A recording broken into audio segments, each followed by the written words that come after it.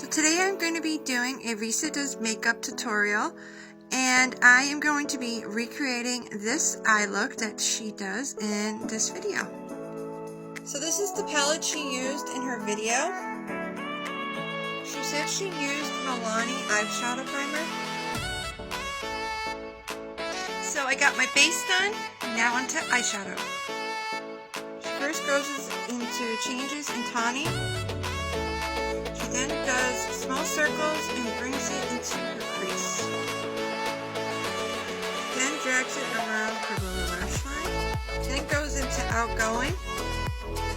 And she applies it right above the crease coloring we added. Now it's the polite.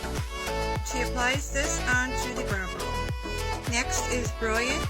She applies it right onto the lid. Next is toasted. Apply that to the lid. Here's my final look.